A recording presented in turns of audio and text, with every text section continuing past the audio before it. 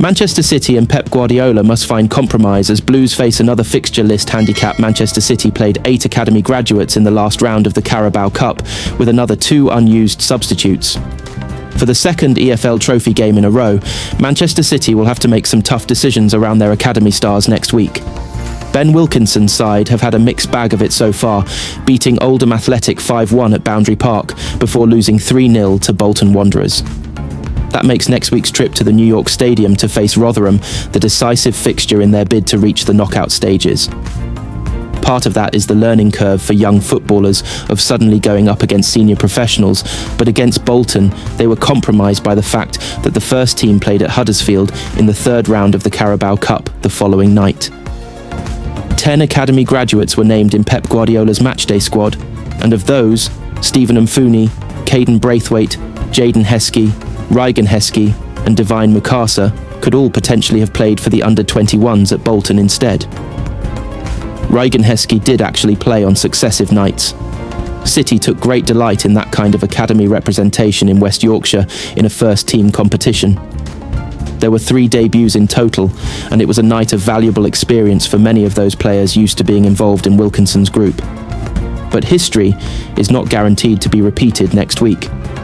City's development squad will take on Rotherham on Tuesday night, while the first team will be in South Wales on Wednesday to face Swansea in the 4th round of the Carabao Cup. Guardiola could run the rule of some of his young guns instead, but as things stand, his squad is in a much stronger position fitness-wise now than they were a month ago. There is little room for academy involvement.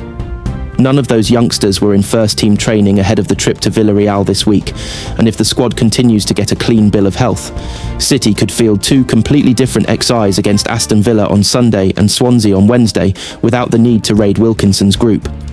So it might make sense for the EDS head coach to be given a strong squad to take to Rotherham. They sit 3rd in the group behind City, but can leapfrog them to qualify by winning or by drawing, and then winning the penalty shootout that follows when group stage games finish level. The stakes make it another test for those academy players, and Wilkinson will want them to reach the knockout stages and give them more games in this competition. To achieve that, he might be able to field his strongest squad without Guardiola taking any of those young stars off him this week. After that early win at Oldham, he was full of praise for the team, but also urged them to make sure they built on the performance the scoreline. You don't get too many nights like this in this competition, so they should be really proud of what they've done, he said. But also that we have to use it as a springboard to not waste in the next 2 EFL trophy games, and to make sure that in those 2 games we give the best account of ourselves and we do absolutely everything to get through to the next stage. If City's young guns were to win 5-1 at Oldham but not get out of the group, that would feel like a waste. Inside Erling Haaland's off-field rituals, including cow milking and ice baths, we were given a rare insight into the daily routine of Erling Haaland in a YouTube channel the Manchester City star launched on Thursday, with more videos to come. Erling Haaland, donning a pink tracksuit, hops out of his swanky motor at Green Oaks Farm en route to Manchester City training. The Norwegian footballer stops by to pick up some raw milk and leaves with enough beef to feed a large family, not forgetting several pots of honey tucked under his arm. He bids farewell to Helen, the proprietor, clearly a familiar face at this independent business. Just another day in the life of the world's most consistent goalscorer. These insights are courtesy of Haaland's newly launched YouTube channel, which kicked off today with a 27-minute video giving fans a glimpse into a day in the life of the superstar striker. From his morning coffee at 8 a.m, breakfast, a series of stretches, training at the City Football Academy, and then back home for an ice bath, sauna, and cooking dinner with girlfriend Isabel Haugseng Johansson. It's a revealing look at what it takes to reach the pinnacle of the beautiful game. Every decision the 25-year-old makes throughout his day is centered around his profession and what will aid him in his career. From his morning brew to his breakfast routine, Mario Pafundi, the sports therapist at City who works closely with Haaland, turns up at the striker's home for a series of stretches before he heads off for training. Following training, Haaland chats through his evening meal options and pauses his cooking for an ice bath and sauna at home, a ritual he follows most days of the week. People always see the matches, the goals, the celebrations, but not the hours that go into being ready for all of that, said Haaland. This video shows the routine, the food, the recovery, the small details that matter. It's a bit of who I am away from the pitch, and I hope people enjoy seeing that side. The launch of the channel represents a personal project aimed at providing direct access to Haaland's world. It will function as his own platform to share original content and offer broader insights into his training, lifestyle and interests beyond the game. During his stretches with Pafundi, Haaland remembers his acrobatic goal against Borussia Dortmund in the Champions League and how John Stones had netted a belter of his own a few minutes earlier, only to be upstaged. John told me, "I scored the best goal of my life and you just come and destroy everything," Haaland revealed. While receiving massages from Pafundi, the Premier League's leading scorer rests his head on a match ball from the Champions League final in Istanbul, casually recalling the date City clinched their trophies en route to the treble. Throughout it all, Haaland appears comfortable and natural in front of the camera. His visit to the local farm shop and his friendly banter with Helen are testament to this. Manchester City give major North Stand update with hundreds facing seat move. Manchester City have announced new plans for the North Stand that include the top tier but also the area behind the goal. Manchester City will welcome more than 4,000 flexi-season tickets when they open the top tier of the expanded North Stand next year. But hundreds of supporters behind the goal will have to move seats. As part of the changes, 2 new bars are coming to the North Stand. Crossbar will house 300 supporters in the new section, while City Hall will be a new experience for fans on match days for 500 that will require up to the same number of supporters currently sitting behind the goal to move seats. The hundreds who have been affected have been informed this morning, with the club putting a number of measures in place to try to soften the blow of the change if supporters do not wish to be part of the new hospitality area. These include a priority relocation window anywhere in the stadium for the same price they are currently paying, a 2-year price freeze, and the option to relocate with family or friends, even if not all of the group are affected by the changes. While work on the new stand is expected to finish in early 2026, the City Hall space will only be in operation from the 2026/27 season, and anyone affected will have months to decide on the best option for them.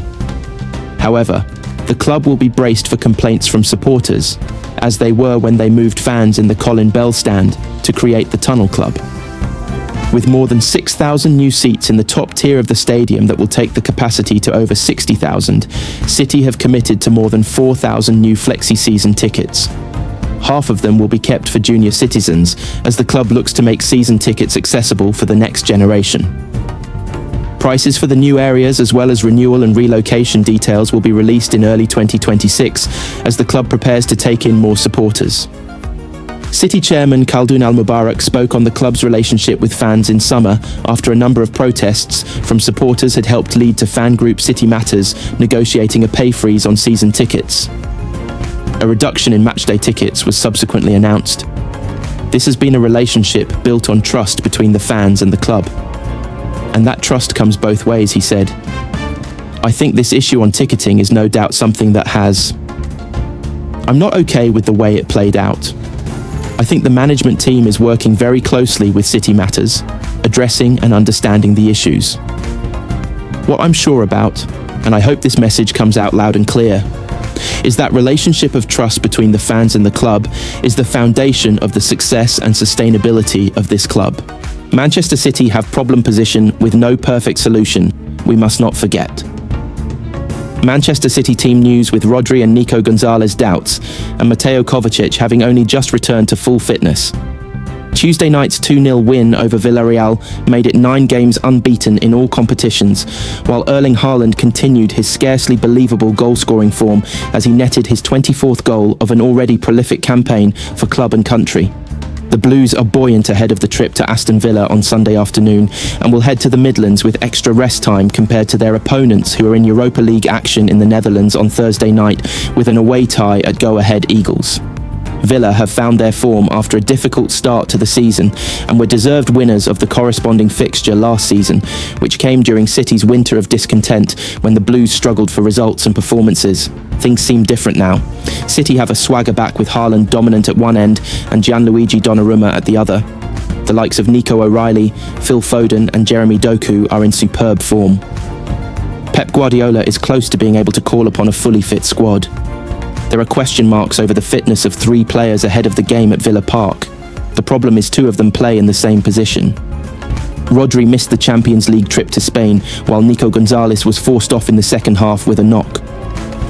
The prognosis on both is positive, but there is no guarantee either will be fit or risked to start this weekend, particularly in case of Rodri, who has suffered a stop-start season with fitness and injury concerns. If neither are deemed fit enough to feature, then Mateo Kovacic is in line to come in for his first start of the season.